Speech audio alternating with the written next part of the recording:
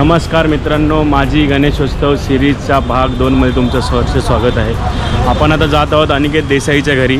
अनिकेत देसाईच्या घरी कन्सेप्ट स्पीटी लडाख आणि 5 मुखी चेहऱ्याचा गणपती बाप्पा आणि त्यांचे 10 हात अशी मूर्ती आहे।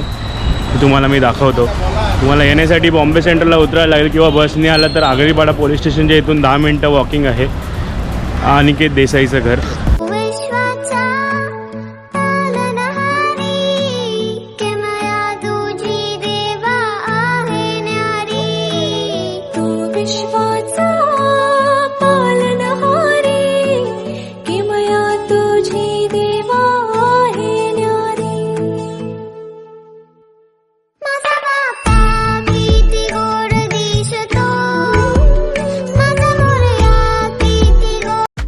हा मूर्तिकार आहे अनिकेत देसाई म्हणून। त्यांनी स्वतः मूर्ती घडवलेली आहे।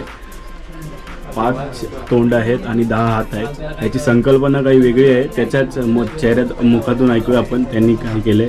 मूर्तीचा रेफरन्स हा मुद्गल पुराणातून घेतलेला आहे। मुद्गल पुराणामध्ये जे 32 गणपतीचे फॉर्म्स दिले त्यापैकी हा 11वा फॉर्म्स आहे हेरंब गणपती म्हणून। त्याचं वैशिष्ट्य असं आहे की त्याला 5 चेहरे आणि 10 हात आहेत आणि तो सिंहावर बसलेला आहे आणि हा समृद्धीचं प्रतीक म्हणून मानला जातो गणपती हा। स्पीटी आणि लडाखचं जे थीम केले आहे, कन्सेप्ट कशी आली ती अनिकेतच्या तोंडातूनच ऐकूया आपण।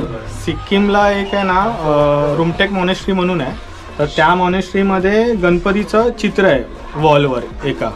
बाकी कुठल्याच मॉनेस्ट्रीमध्ये तरी मी बघितलं नाही ते चित्र। आणि त्या गणपतीच्या चित्राचा आणि त्या मॉनेस्ट्रीचा थोडा संबंध आहे। त्यांचे जे 16वे गुरु होते त्यांच्या स्वप्नामध्ये गणपती आलेला जेव्हा ती मॉनेस्ट्री बांधत होते तेव्हा। आणि ती इंडियातली 2nd लार्जेस्ट मॉनेस्ट्री आहे, एशियामधली, इंडियातली नाही एशियामधली 2nd लार्जेस्ट मॉनेस्ट्री आहे।